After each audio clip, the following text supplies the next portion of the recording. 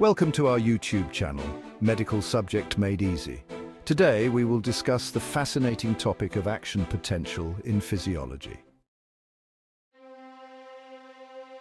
What are the consequences of a failure to reset the ion levels after an action potential?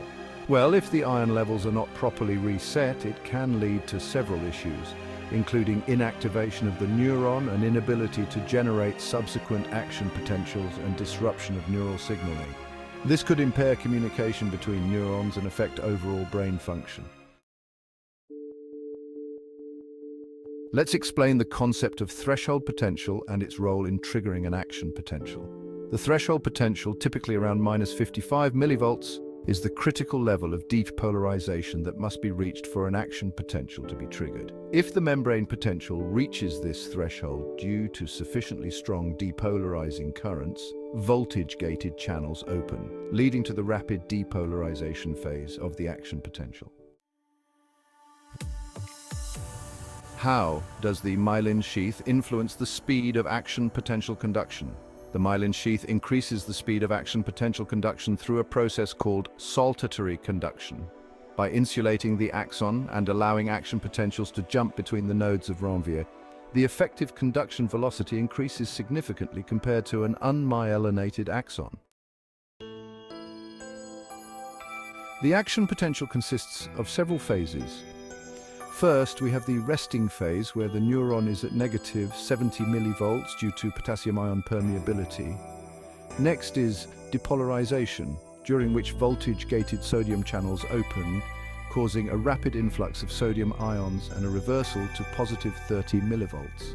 Then, during repolarization, sodium ion channels close and potassium ion channels open, allowing potassium ions to exit and restore the negative charge. Finally, in hyperpolarization, potassium ion channels remain open too long, causing the membrane potential to drop below -70 millivolts before stabilizing back to the resting potential.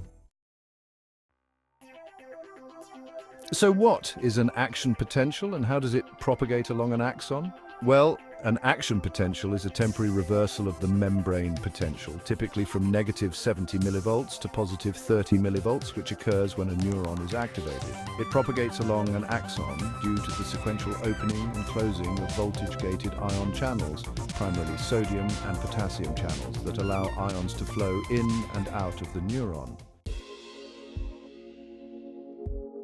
Now let's talk about the role leaky ion channels play in the resting membrane potential and action potential generation.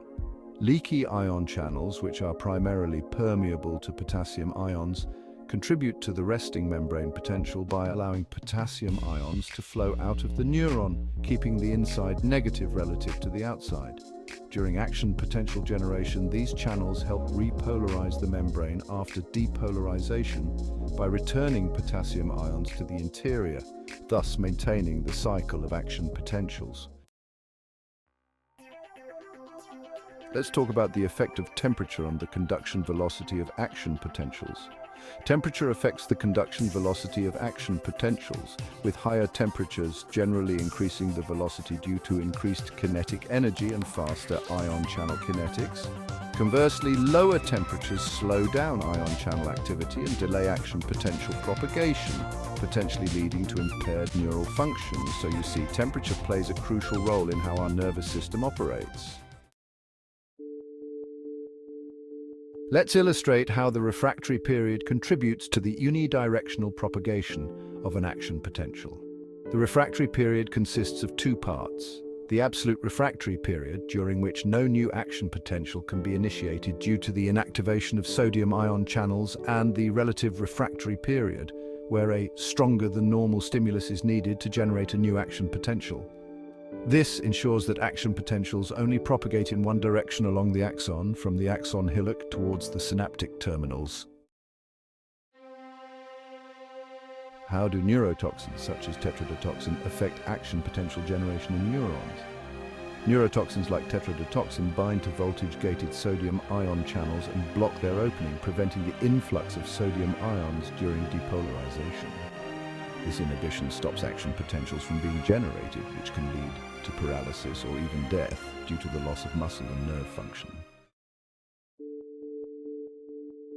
Let's compare and contrast the action potential with graded potentials in terms of amplitude and propagation.